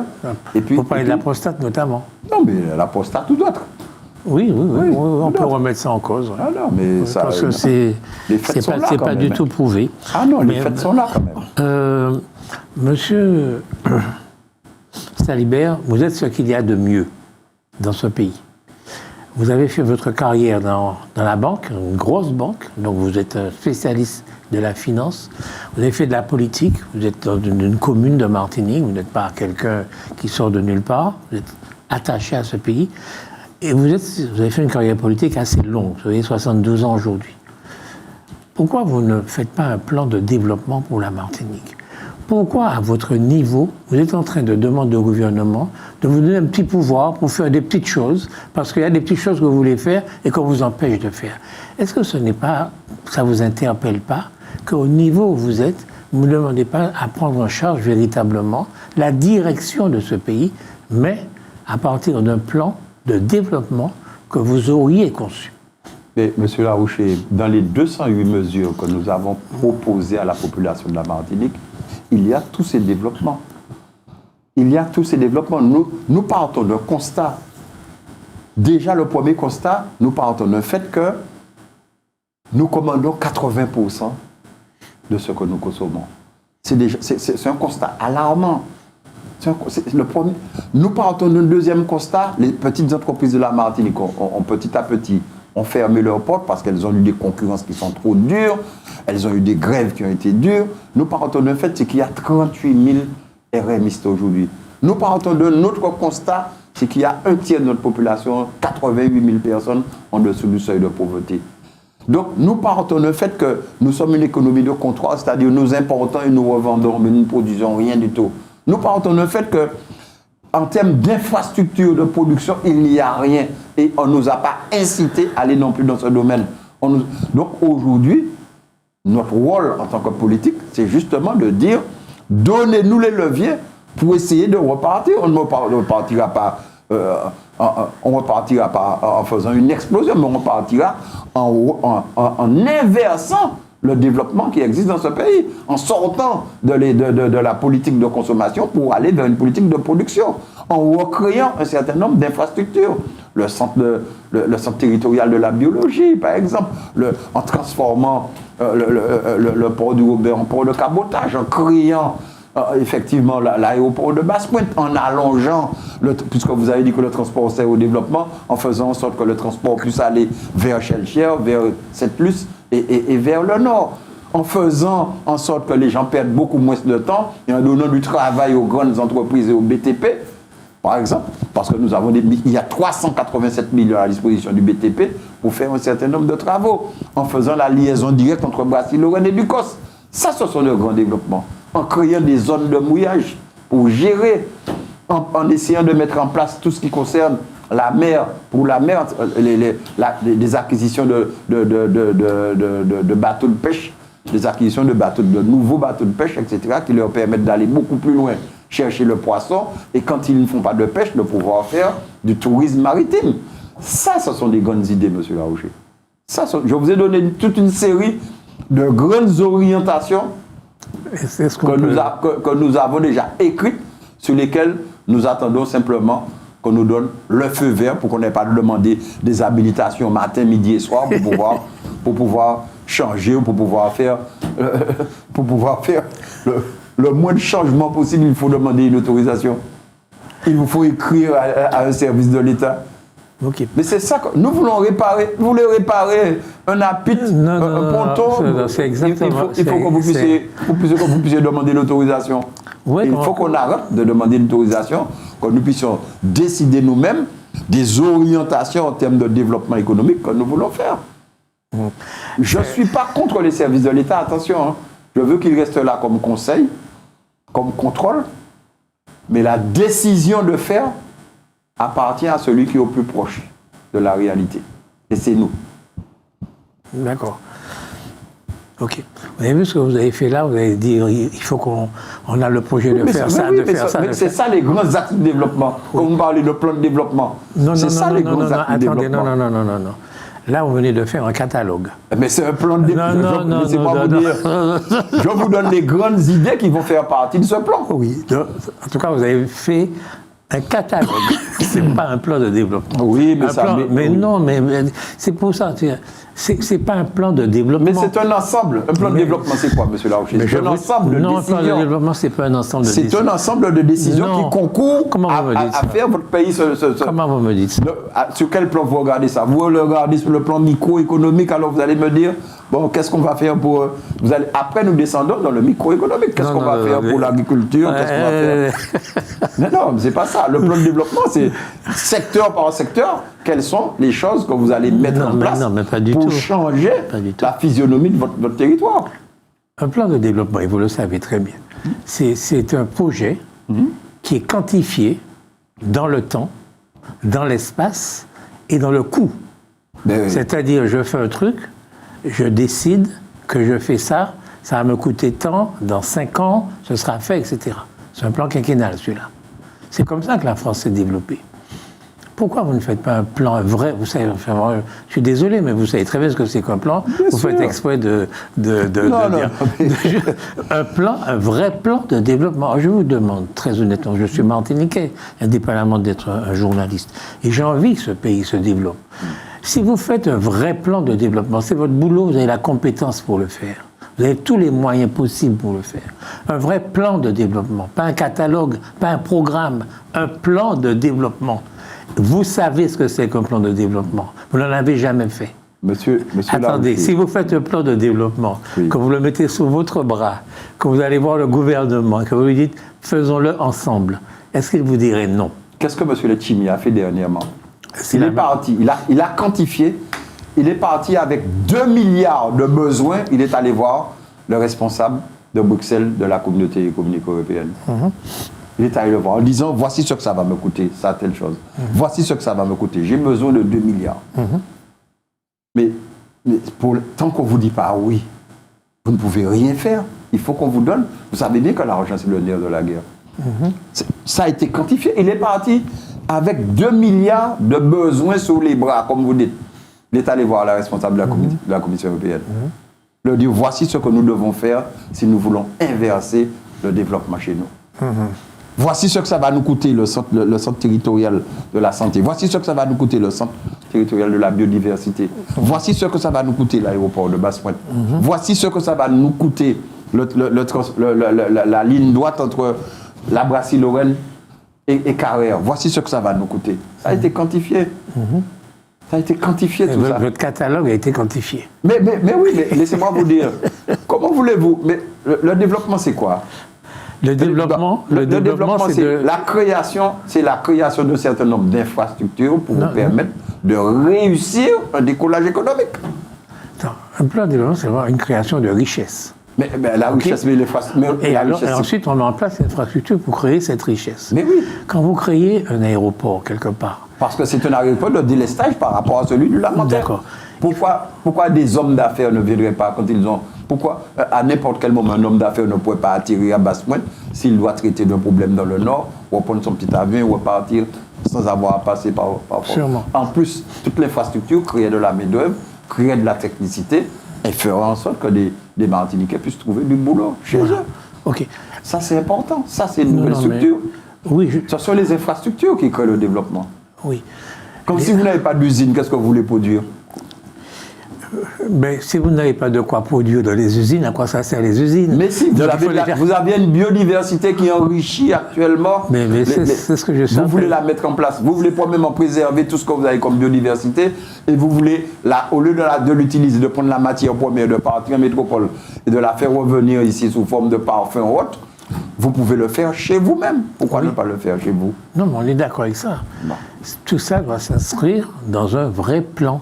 C'est-à-dire que la biodiversité, la recherche va nous coûter tant et ça va nous rapporter tant. Ouais. Il faut que la recherche va nous rapporter tant dans tel délai, quoi. Bon, mais c'est important, je veux dire. Oui, bien sûr. J'arrive pas à comprendre pourquoi on ne fait pas un plan. Un vrai plan. Puisque tous les pays qui se sont développés, notamment la France, que nous connaissons bien, ont fait des plans de développement pour sortir de le sous-développement. C'est ce qu'a fait la France au lendemain de la guerre. Ils ont fait des plans. Pourquoi on ne fait pas ça, nous? Mais je ne comprends pas que vous puissiez nous dire que nous ne l'avons pas fait. Je prends l'exemple de Industrie. économie, l'agroécologie, L'agroécologie. pour arriver à l'autonomie alimentaire. Bon, mais si vous voulez avoir de quoi nourrir votre population, Oui. qu'est-ce qu'il faut faire? Il faut faire de la production. Oui. Pour faire de la production, il faut des terres et il faut des agriculteurs. Oui. Les agriculteurs, il faut les former. Oui. Les terres, il faut les avoir. Donc vous faites un plan notre plan consiste à nous dire, il va falloir envoyer le maximum de jeunes en formation. Il y en a déjà pas mal qui sont sortis de formation, mais qui n'ont pas de terre pour travailler. Vous voyez comment vous êtes. Attendez, je vous donne le cas, mais il faut être pragmatique. Il ne s'agit pas de quantifier et puis de nous dire comment vous le réalisez après. Ça, je peux faire ça pour vous. Hein. Je peux vous dire combien ça coûte, combien tant de personnes. On peut faire tant de production sur tant de mètres carrés, les surfaces minimum. Je peux vous calculer ça. Mais passons à la pratique. Passons à la pratique. Oui. C'est par la pratique, il faut qu'on soit pragmatique. Moi, je ne suis pas... J'ai fait des études de marché, j'ai fait tout ça, mais ça ne vous donne rien du tout comme résultat si vous n'avez pas des gens après qui repassent derrière et puis qui vous disent comment on fait. Les agriculteurs qui vous disent comment on fait. Où est la terre que vous me donnez? Où est l'aide que vous me faites? Où est le désenclavement que vous me mettez en place? Il faut qu'on passe aux choses pragmatiques, monsieur Larocher. Développer sur papier, c'est une bonne chose. Développer de façon pratique, c'est autre chose. J'ai des agriculteurs qui sont venus me voir en tant que maire. Ils ont créé un petit groupe, je vous ai dit, qui s'appelle Agriculteurs pour Nité. Ils ont fait la formation, ils ont les diplômes. Mais quelle terre vous leur donnez pour pouvoir... Quelle terre vous leur donnez? Vous comprenez pourquoi aujourd'hui, M. Letchimi vient de demander à tous les Martiniquais qui ont plus de 30 hectares, je me rappelle plus, de donner, il a besoin de 1000 hectares pour la Martinique. 1000 hectares où 30% seront donnés à la canne pour le sucre, parce que la SAEM est en train de couler, ça fait partie du développement, faire votre sucre vous-même. Nous avons une usine qui boit la moitié des cannes qu'elle devait boyer. Donc, il faut des terres pour la canne. Derrière ça, il faut donner aussi de la terre aux agriculteurs, mais pas les envoyer sous les pitons du Mont de Verre. Il faut leur donner des plaines mécanisables, arables, pour qu'ils puissent planter. On m'a répondu qu'il y a 6000 hectares. J'étais au salon de l'agriculture à Paris, où j'en ai parlé. Il y a un monsieur qui a pris le micro, il me dit, oui, c'est vrai, nous avons à peu près en Martinique 6000 hectares qui sont boisés. Donc, effectivement, vous devriez essayer de négocier, qui sont jachers, on devrait pouvoir négocier pour donner 1000 hectares à la CTM. Pas un donner, c'est ou louer ou acheter. Ou louer ou acheter. Mais nous savons comment elles vont être utilisées. Partie pour la canne, partie pour la location, pour tout ce qui peut concerner... à donner aux agriculteurs pour planter, et puis une autre partie pour assurer notre autosuffisance. Mais ça, il faut installer, il faut pas que ce soit... Il faut installer de jeunes agriculteurs, il faut financer les petites exploitations, mais pas les grandes, puisque eux, ils ont 2, 3, 4, 5 hectares. Il faut les aider, il faut pouvoir faire pour eux du désenclavement, il faut pouvoir les accompagner, il faut, du point de vue même du point de vue numérique, il faut pouvoir innover avec eux. Il faut pouvoir regarder la richesse de leur sol et leur dire combien vous êtes capable, comment vous êtes capable de modifier le tonnage sur votre propriété. Il faut être avec eux. Et c'est comme ça que vous allez réussir votre plan de développement. Il ne s'agit pas d'écrire sur papier un plan de développement et de ne pas passer à la phase pratique qui va vous dire comment vous allez réussir ce plan de développement. L'écrire, c'est quelque chose. Passer à la phase pratique, c'est autre chose. Et moi, je suis pragmatique. Je dis, comment allons-nous faire pour réussir le plan de développement que nous avons écrit? D'accord. Ok. Moi, je vous dis que vous ne pouvez pas faire tout ce que vous faites là si vous ne savez pas exactement combien il nous faut produire d'igname par année, combien il nous faut produire de dachine par année, combien il nous faut produire de patates douces par année. C'est la première chose à faire. Ce que je sais. Attendez, la seconde, oui, c'est de savoir combien d'hectares il faut pour produire la quantité de patates douces dont nous avons besoin. C'est ça un plan de développement. Ouais. C'est pas de dire je vais aider les petits agriculteurs et Montfort, etc. Et dire c'est dans cette partie-là de la Martinique qu'on va cultiver des ignames parce que c'est là que ça pousse le mieux, c'est là que c'est pas chlordécolé, que ça. C'est un vrai plan de développement, je veux dire. Monsieur et Laouché, vous savez très bien ça. Monsieur Laouché. Vous savez très bien ça. Monsieur Laouché, ce oui, que vous dites, c'est vous êtes toujours sur la notion de filière, de produits, etc. Combien de patates douces. Laissez-moi vous dire. Ça peut se calculer. Hein. Eh bien, pourquoi vous ne le faites pas? Mais attendez, mais c'est pas ce qui nous intéresse. Mais si, c'est fondamental. Non. Eh bien, c'est là que vous vous trompez. C'est là que vous vous trompez parce que laissez-moi vous dire. Oui, je vous laisse me dire. Je vous laisse me dire. Aujourd'hui, les propriétaires terriens, ce qu'ils pourraient nous dire. Ouais. Vous aviez, je vais vous donner l'exemple et vous allez comprendre tout de suite. En 2000, dans les années 2000, vous avez 8000 agriculteurs, 8000 exploitations agricoles. Aujourd'hui, vous en avez 2400. Mais vous avez 38 000 RMistes. 88 000 personnes qui sont au-dessous du seuil. Ce qu'il faut faire, M. Laouché, ce n'est pas de dire que je vais prendre 6 000 hectares, les 6 000 hectares que je vais les mettre et puis que je vais produire tant de patates. Ce n'est pas ça qui nous intéresse. De faire de la culture intensive comme on l'a fait pour la banane. C'est pas ça qui nous intéresse du tout. Non, mais combien de tonnes de bananes qu'il nous faut? Vous parlez de pas de bananes. Pas de bananes. Combien de tonnes de... Vous ne pouvez pas parler d'autosuffisance alimentaire sans savoir ce dont nous avons besoin. Mais ça n'est pas simplement en mettant simplement quelques hectares qui appartiennent aux mêmes personnes en production et puis en oubliant le côté écologique, en oubliant le côté humain, en oubliant le côté environnemental. On n'oublie rien. Ce qui est important pour nous, c'est peut-être de passer de 20%, puisque c'est ce que nous produisons aujourd'hui, à 40%, peut-être à 50%, mais qu'il y ait de nouveaux agriculteurs, qu'on arrête la disparition des agriculteurs, qu'on puisse réinstaller sur les terres de la Martinique des agriculteurs et que les petites exploitations où il y a des hommes et des femmes qui travaillent puissent être aidés pour qu'elles... C'est l'ensemble qui va constituer la production.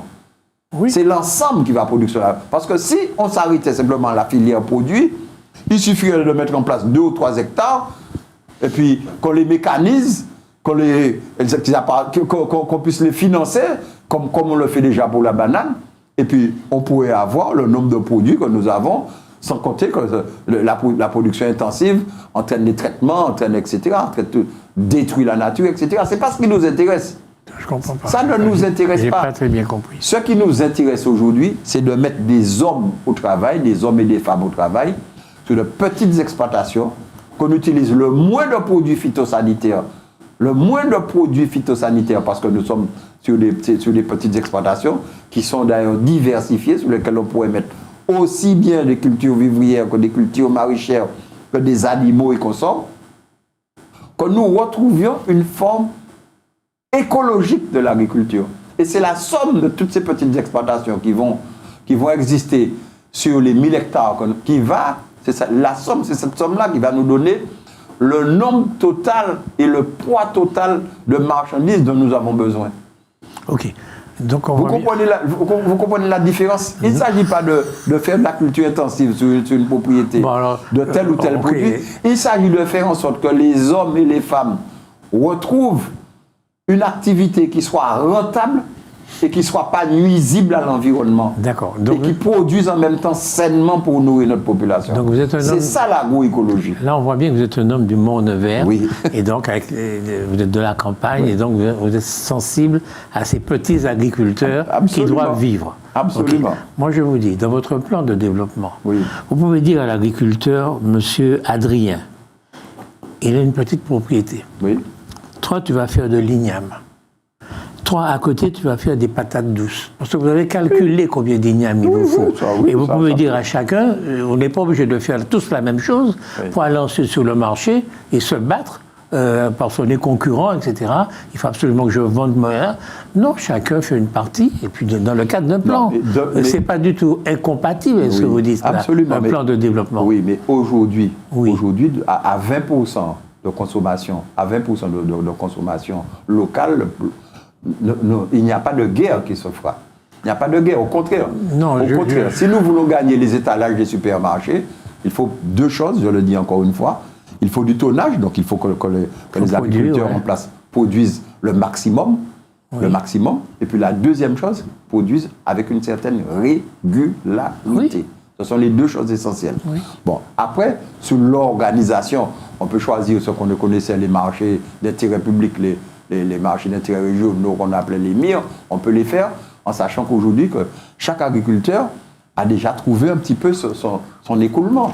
Celui-là, c'est pour bien ce que je les vous restaurants, celui-là, c'est pour... l'écoulement, il n'aura même pas à chercher son écoulement. Mais non, mais forcément, parce qu'on en a besoin aujourd'hui. Voilà, mais si demain matin, on produit, il va falloir quand même organiser. Si on veut aller nous imposer sur les supermarchés, il va falloir leur donner la qualité, le tonnage et la régularité. De toute façon, ça ne va pas marcher. Pourquoi ça ne va pas marcher? Je vais vous dire. Parce que vous allez faire votre production martiniquaise, d'accord? Est-ce que vous avez, excusez-moi, est-ce que vous avez vu le dernier reportage qui s'est passé? D'ailleurs, c'est une petite cousine à moi, qui au Mont-Nevers, où elle vous dit aujourd'hui, j'ai pas de problème, hein. Avec comme le supermarché prend tout, je ne vais même pas dans les boutiques sur le marché. Je vais livrer pour le supermarché, il me paye régulièrement. Vous avez intérêt à rester bien avec elle, hein, parce que vous avez intérêt à rester bien avec elle, parce que vous avez comme idéologie de vous rapprocher des pays de la zone, des pays de la zone Caraïbe, Dominique, Saint-Lucie, etc. Donc c'est votre cousine qui produit, qu'est-ce qu'elle produit? Non, elle produit du maraîcher, elle produit des salades, elle produit... Et tout ça, elle le produit à un coût. Oui, absolument. Absolument. Qui lui dit qu'elle va vendre, mettons sa laitue à 5 euros. Bon. D'accord? Elle devrait pouvoir le vendre à 5 euros, mais vous ne savez pas à quel prix que le supermarché le lui prend. Okay, en plus, elle n'est pas en force, elle subit. C'est elle qui va subir la loi du marché. D'accord. Eh bien, vous allez encore l'handicaper. La handicaper. Parce que vous allez faire venir de Sainte-Lucie, de Dominique, de ces pays-là, les mêmes produits 2 fois moins chers, qui vont venir la concurrence. Mais pourquoi? Parce que c'est comme ça. Mais non, mais pourquoi laissez-moi vous dire. Mais vous êtes partisan de l'ouverture sur la Caraïbe. Oui, et donc il faut recevoir leurs produits. Oui, bien sûr. Et leurs produits seront 2 fois moins chers. Mais laissez-moi vous dire, monsieur Larouché. Oui. Si ces produits-là viennent pour augmenter notre capacité de production locale, je ne suis pas opposé non plus. Hein. Opposé à quoi? Je préfère commander des salades et des légumes de Sainte-Lucie que de les faire venir du Costa Rica ou bien... Non, attendez, je vous dis, je vous parle de votre cousine, qui produit... Pour l'instant, elle produit tellement peu que le supermarché prend au prix qu'ils veulent. Alors laissons tomber votre cousine, allons prendre une autre cousine. Non. Ce que je veux vous dire, c'est que notre production est tellement faible aujourd'hui qu'il ne peut pas y avoir de concurrence. Mais justement, qu'il ne peut pas y avoir de concurrence puisque 80% est importé. C'est ce que donc je il n'y aura pas de concurrence. Mais il faudra faire attention. Quand on va commencer à développer notre agriculture... Mais on n'arrivera jamais à 100%. L'autosuffisance alimentaire, monsieur Larouché, à 100% n'existe pas, vous savez ça. Il y aura toujours des choses que vous allez commander ailleurs, vous ne maîtrisez pas. Sur certains produits... C'est le consommateur qui décide ou pas s'il achète ou s'il n'achète pas. Mais si j'ai fait mon plan de développement, sur certains produits, je sais que j'ai besoin de temps d'igname. Alors chaque année, c'est tout. Mais le temps d'y arriver... Vous voyez, vous êtes pessimiste. Je ne suis pas pessimiste, je suis réaliste. On peut y arriver de tout de suite. Je suis réaliste, parce que je sais qu'il va falloir que je mène un premier combat pour avoir de la terre, il va falloir que je mène un deuxième combat pour l'organisation, il va falloir que je mène un troisième combat pour accompagner, quand je parle d'accompagner, de dire qu'est-ce que vous pouvez... Ce que vous avez dit tout à l'heure, c'est vrai. Comment faire mieux sur la parcelle que vous avez, comment faire plus sur la parcelle que vous avez, et puis comment... faire innover pour que vous puissiez vendre soit en ligne. Bref, il y a plusieurs choses que nous pouvons faire. Comment faire aussi pour leur permettre, sur les terres nouvelles, d'arriver avec leur bâcher, donc faire ce qui s'appelle le désenclavement agricole. C'est important. Ouais. C'est très important. Alors parlez-moi de la Caraïbe. Pourquoi vous parlez des frères de la Caraïbe? Pourquoi vous êtes frères? Eh bien, parce que nous avons la même histoire. Ah bon, vous avez été esclave, quoi? Non, nous sommes originaires de la même histoire. C'est pas, il ne s'agit pas. Nos parents l'ont été. Mais nous avons quand même la même histoire. Nous avons les mêmes cultures, quand même. Vous trouvez? Ah oui, c'est assez. Ah ouais? Ah si, à peu de choses près. Vous pensez que... vous pensez comme la culture martiniquaise et la culture sainte-lucienne ou dominicaine ne se ressemblent pas plus que la culture des Hongrois, Est-ce que je peux vous faire de la peine? Non, mais allez-y, non, mais ça ne me fera jamais de peine. Vous regardez le détail qui blesse, vous ne regardez pas la totalité. Vous regardez le petit détail qui blesse. Vous me rappelez quelqu'un de mon assemblée. Bon, je ne sais pas qui. Je ne veux pas savoir qui. Je suis convaincu que vous pouvez me citer au moins 2 poèmes de Victor Hugo de Lamartine. Je suis convaincu de ça. Mais c'est ce qu'on m'a appris. C'est votre culture. C'est ce qu'on m'a appris. C'est votre culture. Mais aujourd'hui, je me bats contre ça. Ah, vous vous battez contre votre culture. Mais oui, je sais très bien qu'on m'a appris comme mes ancêtres étaient les Gaulois. Bon, je l'ai appris par cœur. Excusez-moi, monsieur Salibert, je vous regarde. Et vous avez forcément des ancêtres gaulois. Mais j'ai aussi des ancêtres créoles, j'ai aussi des ancêtres indiens, j'ai des ancêtres noirs. Je suis un melting pot qui fait de moi le Martiniquais que je suis. N'empêche que notre culture est là, vous ne pouvez pas la nier. Yeah. Même si on va essayer de retrouver un peu de Bel-Air, etc. Oui, nous avons la valse, nous avons la mazurka créole, nous avons la béguine, nous avons une culture. Nous avons aussi le tambour, nous avons le... Voilà, nous avons tout ça. Oui, comme Sainte-Lucie, comme Dominique, comme pas mal de pays de la Cabrale, jusqu'au Brésil. Personnellement, je trouve que quand je vous regarde là, je trouve que vous ressemblez plus à quelqu'un d'européen qu'à quelqu'un de caribéen. Et moi aussi. Excusez-moi de nous faire de la peine. Non, mais nous avons une culture. Quand vous allez en France, vous êtes parfaitement à l'aise. Vous n'avez pas de problème. Bon, alors pourquoi est-ce que ce serait plus vos frères de la Caraïbe que vos frères parce qu'ils ont la même... C'est pas parce que j'applique et je vis et que je mange ce que l'autre m'a enseigné que je ne regarde pas l'origine de ceux qui m'entourent. Je ne regarde pas leur histoire, je ne regarde pas leur façon de faire, je ne regarde pas leur danse, je ne regarde pas leur culture, et que je me dis, tiens, ça ressemble à la mienne. Oui, mais... Je n'ai pas de blé, j'ai du fouille à pain. Vous avez vu du fouille à pain à Paris? Non. non. C'est sûr qu'il y a des choses qui... Il y a des choses qui nous ressemblent et qui nous rassemblent. Justement. Qui nous rassemblent. Justement. Vous avez des voisins? Alors vous habitez? Bien sûr, toujours les voisins. Il n'y a pas de la chance d'habiter une propriété de 10 hectares. Oui, la chance. Donc c'est votre rêve. Ah non. Et pourquoi vous dites que c'est une chance? C'est pas parce que pour certains, j'estime que c'est une chance. C'est vous qui avez dit, je n'ai pas la chance. Non, mais... vous n'habitez pas. Je n'habite pas, oui. Est-ce que vous êtes obligé de mieux vous entendre avec vos voisins qu'avec des gens qui sont plus loin de vous? Il y a d'abord une question de nécessité. Il y a une question de nécessité. Notre proverbe créole qui dit « plus près l'église, c'est clocher », si demain matin vous êtes malade, votre voisin, c'est votre premier secours. Mais ça ne veut pas dire que vous allez manger tous les jours avec lui. Mais il y a une nécessité de considérer le voisin comme quelqu'un d'important. Oui. Est-ce qu'il faut pour autant que votre voisin soit privilégié par rapport aux amis que vous avez ailleurs? Ah non, je n'ai pas dit ça. Bon. Je me dois un minimum de relations cordiales, humaines, et fraternelle aussi avec mon voisin, oui, si c'est possible. Voilà, mais ça ne veut pas dire que dans mon choix personnel, que j'aurai des amis qui sont de la Guadeloupe, de la Guyane, ou peut-être même de Paris. Ça ne me gêne pas. Pourquoi avec qui je vais vivre parce que j'ai vécu des choses particulières. Chacun de nous, on a notre histoire particulière. Et le voisin, c'est une nécessité, qu'on le veuille ou pas. C'est une nécessité. Est-ce qu'aujourd'hui, à ce moment de la communication, où il y a les emails, les téléphones, etc., est-ce que nous devons être pris par ce déterminisme géographique qui nous oblige à converser et à travailler davantage avec nos voisins plutôt qu'avec d'autres plus loin? Non, parce qu'aujourd'hui, encore une fois, le voisin est une nécessité, M. Larouché. Oui, mais je veux dire... S'il y a un problème demain de relation commercial avec l'Europe, mon voisin le plus proche sera celui de Sainte-Lucie. D'accord. Est-ce que le voisin de Sainte-Lucie aujourd'hui est votre concurrent? Ah, il peut l'être. Sur un même pays, vous faites 2 boutiques de prêt-à-porter, sur un même pays, vous êtes concurrent. Mais ça n'empêche que vous soyez quand même... C'est pas parce que vous êtes concurrent que vous ne pouvez pas être complémentaire aussi. D'accord. Alors, est-ce que nos frères de la Caraïbe sont également nos concurrents? Ah, ils peuvent être sur un certain nombre de produits, donc pourquoi pas? Non, mais je vous dirais. Ce que je voulais vous faire. C'est tout à fait normal. Ils produisent des choses, nous produisons des choses. Bon, mais je suis sûr que dans le domaine, dans le monde où nous sommes, de la Caraïbe, Il y a de la place pour tous. Je suis sûr de ça. D'accord. Au contraire, nous avons une nécessité pour bien vivre de nous mettre en commun, de mettre en commun un certain nombre de forces.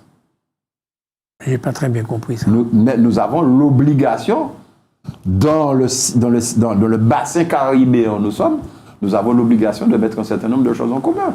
La lutte contre la délinquance, les transports, les échanges commerciaux, les échanges culturels. D'accord. Nous avons l'obligation de mettre en commun un certain nombre de choses.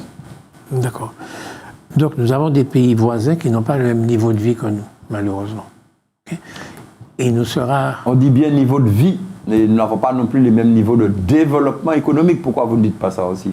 Oui, on a ni l'un ni l'autre. Hein? Donc il est difficile de... En fait, encore que, en termes de niveau de vie, vous savez, certaines îles de la Caraïbe, Barbade, etc., bon, sont en train d'avoir à peu près le même niveau. Par contre, elles ont un niveau de vie qui correspond à leur niveau de développement économique, tandis que nous avons un niveau de vie artificiel.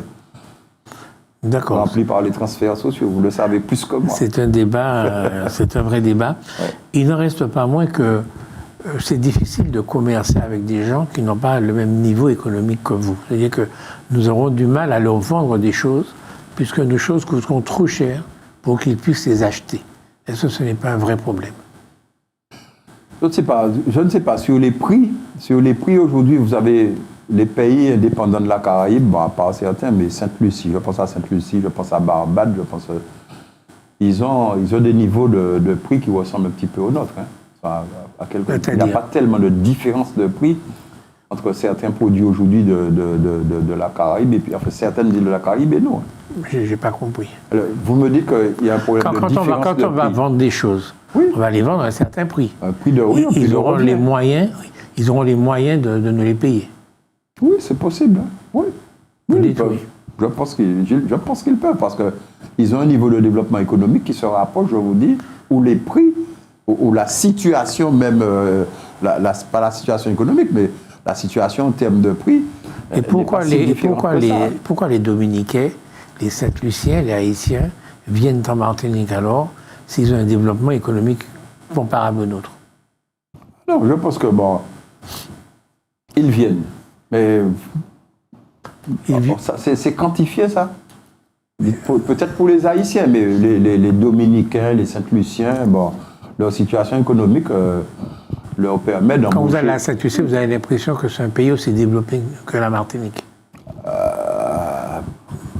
Pas forcément dans les zones touristiques, hein, de façon générale. C'est vrai que ils ont moins d'infrastructures que nous.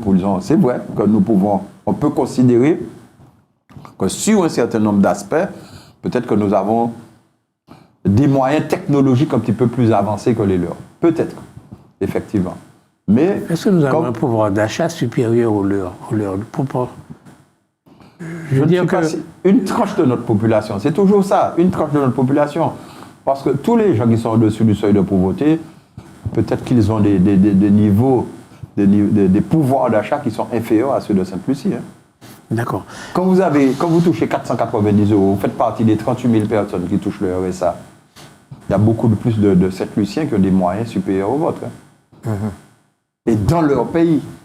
Parce qu'ils ont des niveaux de développement économique qui correspondent à leurs produits sont moins chers. Mais oui. C'est-à-dire que nous ici, vu le niveau de vie que nous avons et le niveau des prix que nous avons, si vous touchez le RSA, mais vous serez toujours un pauvre et vous allez souffrir beaucoup plus que cette Lucien chez lui. D'accord. Qu'est-ce que vous souhaitez dire que je ne vous ai pas donné l'occasion de dire? Non, je crois que nous avons fait un vaste tour d'horizon. Mais ce qui est important pour nous aujourd'hui, c'est d'assurer d'inverser. Il faut absolument inverser le système dans lequel nous sommes aujourd'hui. C'est-à-dire, faire en sorte que le gouvernement dise ce qu'il a dit, fasse ce qu'il a dit. C'est-à-dire, change la relation qu'il a aujourd'hui avec le département d'Outre-mer en laissant beaucoup plus de liberté d'action aux exécutifs d'Outre-mer. Ça c'est la première des choses. Parce que on ne peut pas décider à 8000 km de ce qui sera bon pour vous sur place. Ça n'est pas normal. Il y a des choses qui me paraissent logiques, et pas plus pour la Martinique que la Guyane, que la Guadeloupe. La Guyane, c'est encore pire. C'est encore pire. Mais si je parle de la Martinique, il faut qu'on nous permette d'orienter comme nous voulons notre développement. C'est-à-dire de créer, de nous aider. Et là, on n'a pas les moyens parce qu'on peut vous donner le pouvoir sans moyens. Il faut absolument... Mais ce n'est pas nous qui l'avons dit. Le président de la République le reconnaît. Les sommes qui sont dépensées pour nous, donnez-les nous, nous savons comment les utiliser au mieux. Ça n'est pas normal qu'on puisse... Que ce soit à la Rio Dino, que la ligne budgétaire unique, que les logements, les formes de logement soient décidées. Quand même. On est aujourd'hui en 2023, M. Larouché. Vous comprenez bien que la façon dont nous allons construire en Martinique pour des gens vieux, pour des gens qui sont RMistes, pour des gens qui sont au-dessus du seuil de pauvreté, ça n'est pas comment on va construire dans une région. Je ne sais pas, même s'il s'agit des Hauts-de-Seine ou qu'il s'agisse, c'est pas possible. On ne peut pas avoir le même type de logement. Ça n'est pas normal que nous ne puissions pas agir sur la mer sans demander une autorisation à la direction de la mer, à la DEAL. Ça n'est pas normal que nous puissions vouloir développer le secteur agricole et puis que nous ne puissions pas donner 2 hectares ou 3 hectares de terrain, qu'on puisse déboiser là et puis reboiser ailleurs, mais qu'on puisse donner des terres qui sont arables et cultivables aux agriculteurs pour produire et puis nourrir seulement leur population. Ça n'est pas normal que sur le plan culturel, que nous ne puissions pas dire, nous qui avons vécu dans ce pays, ce qu'il faut pour développer notre culture, que ce soit quelqu'un d'autre qui vienne nous dire, c'est comme ça qu'il faut développer. Non, il y a des choses qui me paraissent anormales. Ça n'est pas normal que sur les plans locaux d'urbanisme, que les maires de France aient l'autorisation, ils ont un pouvoir décisionnel, et que nous ayons toujours un pouvoir consultatif, que ce soit la CDPNAF qui décide pour nous. Il y a des choses qu'il faut absolument changer. Je crois que le président de la République l'a vu. Je crois qu'il a dit au ministre de l'Intérieur, au ministre des DOM, il a dit au ministre, le ministre de l'Intérieur l'a dit au ministre délégué, le ministre délégué l'a fait comprendre au préfet qui est d'accord. Donc nous avons toutes les planètes alignées. Nous espérons simplement que lorsque nous aurons fait notre 3e phase du Congrès et que ces résolutions seront montées à Paris, qu'elles seront acceptées. Et que nous allons pouvoir inverser un petit peu les décisions en matière de développement. D'accord. Nous avons des choses précises à faire. J'espère qu'on va nous accompagner dans ces choses parce qu'elles sont nécessaires pour le développement de ce pays. Et vous êtes sûr de vous? J'ai envie de l'être, mais vous savez, la décision finale ne m'appartient pas. Mais je sais ce que je veux. D'accord. Vous êtes sûr que vous allez réussir quand on va vous donner la bride sur le cou, si j'ose dire? Monsieur Larouché, bon... Non, je vous demande... Nous, c'est notre espoir. D'accord. Mais... nous ne sommes pas... Même si on échoue, c'est pas parce qu'on est... il vaut mieux échouer après avoir essayé que d'échouer en ne faisant rien. D'accord. Ouais, vous n'avez pas intérêt à échouer. Il ne faut surtout pas échouer. Chers amis de Canal Martinique Télévision, chers amis de LCL, nous avons eu le plaisir et l'honneur de converser devant vous avec Lucien Salibert, qui est président de l'Assemblée de Martinique. Il est également conseiller municipal de la ville du Morne-Vert, à côté du Carbet. Ça vous ennuie, je dis ça? Non, pas du tout, c'est ma ville-mère. Non, il n'y a pas de problème. Merci beaucoup. Au revoir. Merci, monsieur Larouché. Merci à tous les téléspectateurs qui ont accepté de nous suivre pendant cette émission. Merci beaucoup. Et à bientôt.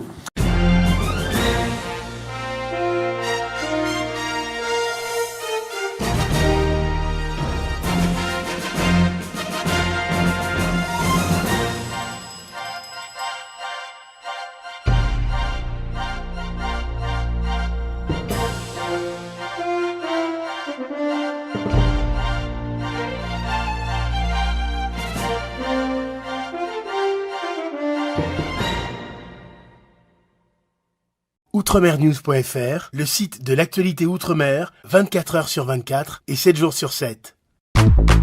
Retrouvez la chaîne Outremer News sur YouTube.